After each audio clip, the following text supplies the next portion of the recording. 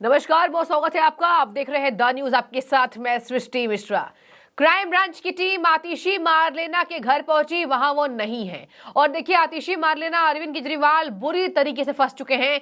जब से इन दोनों ने ये बात कही कि 25-25 करोड़ का ऑफर है, बीजेपी में जाना है। अब देखिए, ऐसे में इन्होंने जो कहा कि हमारे 7 विधायक को संपर्क किया गया, अब दोनों के दोनों बुरी तरीके से फंसते जा रहे हैं।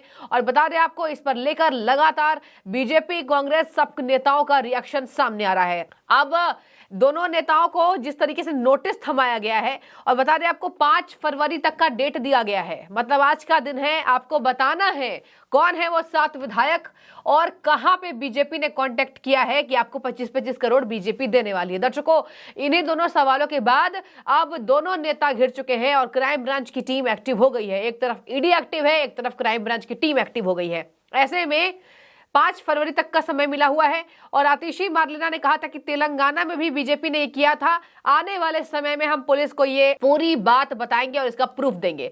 एक प्रूफ अब तक नहीं दिया है आपके नेताओं ने।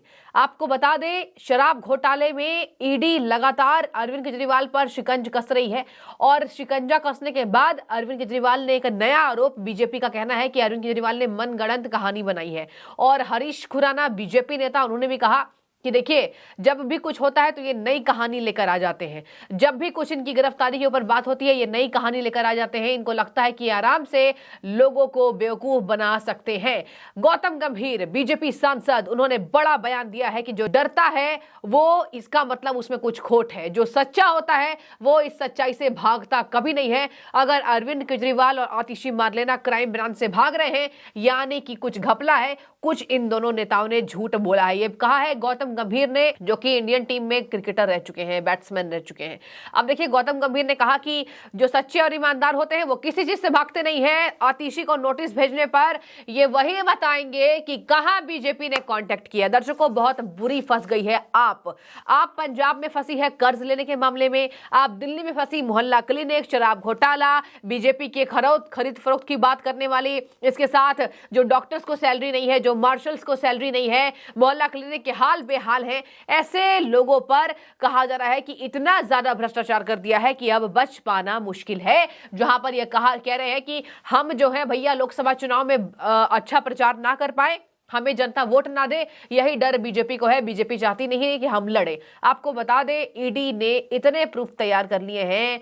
यहां पर जो कहा जाता है प्रश्नावली, वो प्रश्नावली बढ़ती जा रही है। अरविंद केजरीवाल के खिलाफ ईडी के पास प्रश्नावली बढ़ रही है। शराब घोटाले में भैया आप दस्तक दीजिए, आपसे हम सवाल पूछें, और लेकिन अरविंद केजरीवाल ना जा रहे हैं, ना कुछ बता रहे हैं।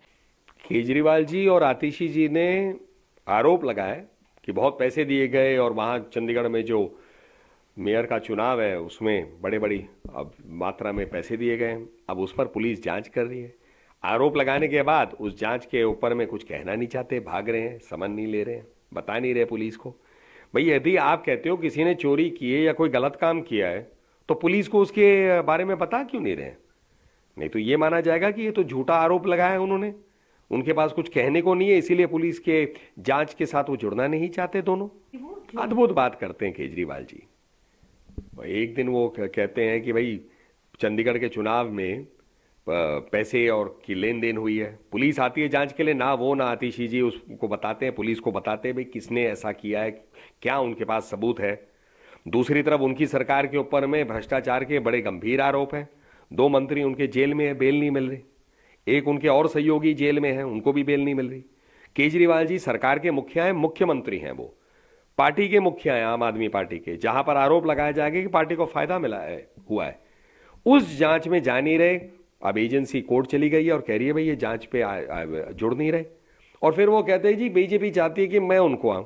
तो केजरीवाल जी कुछ भी कह सकते हैं, ऐसा लगता है। आपको बता दें, अरविंद केजरीवाल चारों तरफा कहा जाता है ना, वैसे घिर चुके हैं। अब चलिए आपको रिएक्शंस बताते हैं, क्या कह रहे हैं कांग्रेस के नेता, क्या कह रहे हैं बीजेपी के नेता, और क्या कह रहे हैं तमाम लीडर्स अरविंद केजरीवाल के बारे में। देखिए, एक कांग्रेस के नेता हैं, यहां पर कांग्रेस के जो नेता हैं राजमणि पटेल, इन्होंने बीजेपी पर ही हमला बोल दिया। जबकि कांग्रेस और आप की ठनी पंजाब में ठनी, दिल्ली में ठनी, इन दोनों राज्यों में जब ठन गई है तब भी ये लगातार बयानबाजी दे रहे हैं। कांग्रेस नेता राजमणि पटेल की यह मजबूरी दिखाई दे रही है, जो मैं आपको बताने वाली हूं, क्योंकि भाजपा पर निशाना साधना है। कांग्रेस सबसे मोस्ट स्ट्रांग ऑपोजिशन आप कह लीजिए। तो इन्होंने कहा बीजेपी खरीद फरोख्त पर विश्वास करती ही है, इसीलिए अरविंद केजरीवाल को ये गिरफ्तार करना चाहती है। यही वजह है कि बीजेपी ये काम करवा रही है। देखिए, केजरीवाल के मामले में जिस तरह से ये घटनाक्रम हो रहा है, इससे लगता है कि निश्चित रूप से इसमें कुछ न कुछ जो है राजनीतिक षड्यंत्र है। इसलिए कि ईडी एक संस्था है और उसकी कार्यवाही की एक प्रक्रिया है, प्रोसीजर है। उस प्रक्रिया के आधार पर उनको काम करना चाहिए। सब कहा है कि नोटिस दो, नोटिस के अगर कोई डिसोबे करता है, एक बार करता है, 2 बार करता है, वो सारा कानून है, सारा प्रावधान है, उसमें कोर्ट का सवाल ही नहीं है। लेकिन कोर्ट का सहारा शायद अब इसलिए ले रहे हैं कि अगर कोई मान लीजिए कि हमारी बात सही नहीं होती है तो ये हो कि हमने तुम्हारे कोर्ट को दिया था, कोर्ट के आदेश से हमने ऐसा किया था।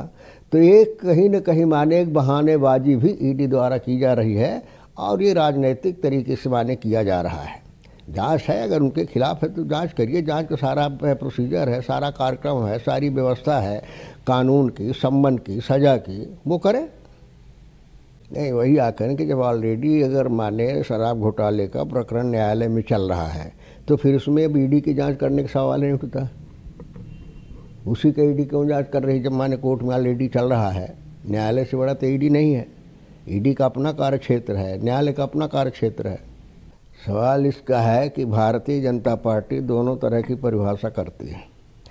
कहते हैं कि एक तरफ अगर दिल्ली सरकार या किसी सरकार को ये कहा जा रहा है कि माने जनता का विश्वास हासिल नहीं है, भ्रष्टाचार में लिप्त है, तो फिर जनता का समर्थन क्यों मिल रहा है? वही तो भारतीय जनता पार्टी कहती है। हम लोग कहते हैं कि भ्रष्टाचार है, अन्याय हो रहा, शोषण हो रहा है, तो अपने सफाई में तो ही भारतीय जनता पार्टी देती कि अगर माने हम इस तरह के जनता को विश्वास क्यों दे रही, वोट क्यों दे रही है, तो ही तो उनके ऊपर भी लागू होता है। सरकार का टोटल जो माने है, केजरीवाल हो कोई भी हो, भारतीय जनता पार्टी सरकार, मोदी जी ने यह ठान लिया है कि विपक्ष की आवाज़ को हमें दबाना है।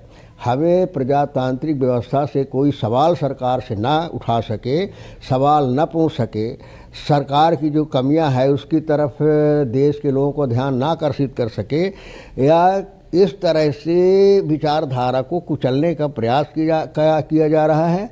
और जो इनकी संस्थाएं हैं, ईडी हैं, सीबीआई हैं, इस तरह की संस्थाओं का दुरुपयोग भारतीय जनता पार्टी की सरकार कर रही, मोदी जी कर रहे हैं, जो निश्चित रूप से दुर्भाग्यपूर्ण है। ये तो भारतीय जनता पार्टी के नेताओं का चरित्र है। आप देख रहे हैं, चाहे मध्य प्रदेश का रहा हो, चाहे दूसरे प्रदेशों का रहा हो, हर तरह से प्रजातांत्रिक व्यवस्था को समाप्त करके तानाशाही तरीके से ये सरकार बचाना चाहते हैं, सरकार चलाना चाहते हैं और सरकार का गठन चाहते हैं।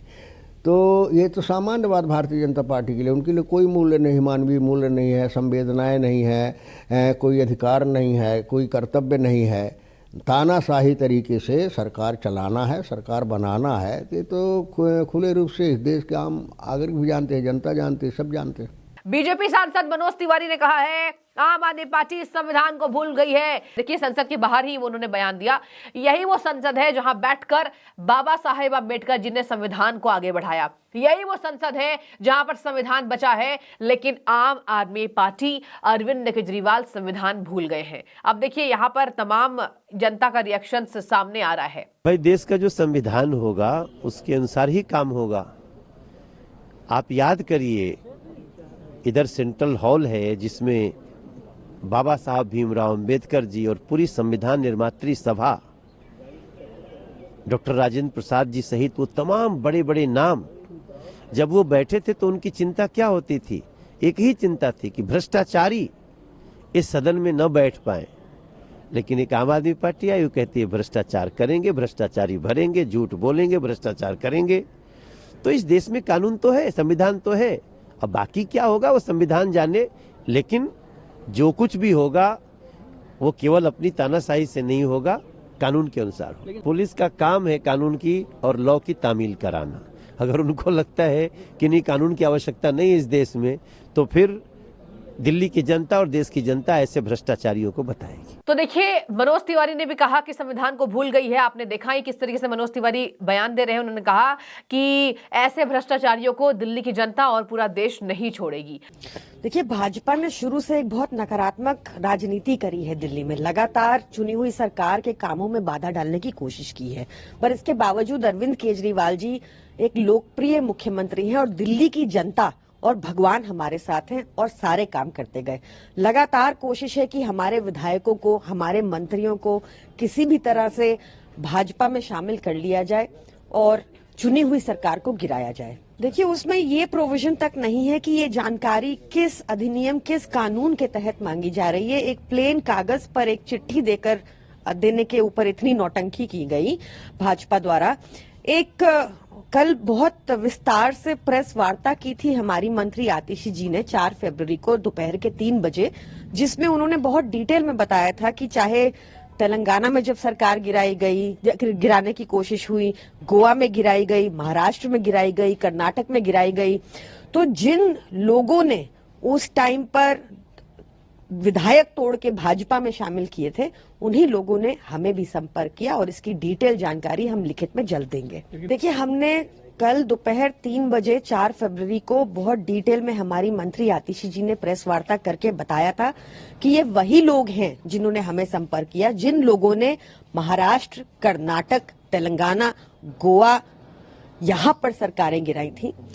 तेलंगाना में कोशिश हुई थी, बाकी जगह गिराई थी। और इसके एडिशन में हम अपना रिटन रिप्लाई भी आने वाले कुछ दिनों में जल्दी सबमिट करेंगे। अब आपने बयान सुने हैं सबके, बीजेपी सांसद हो, बीजेपी नेता हो और यहाँ पर कांग्रेस पार्टी हो। प्रियंका कक्कड़ कह रही है कि आतिशी जी ठीक कह रही हैं, खैर वो आम आदमी पार्टी की हैं। तो मैं चाहूंगी अब आपकी राय, क्या आप भी सोचते हैं कि ये दोनों नेता चारों तरफा घिर चुके हैं और अब क्राइम ब्रांच की टीम हो चाहे एनफोर्समेंट डायरेक्टोरेट हो, अब नहीं छूटेंगे अरविंद केजरीवाल, आतिशी मारलेना? प्लीज कमेंट कीजिए। बहुत शुक्रिया आपका।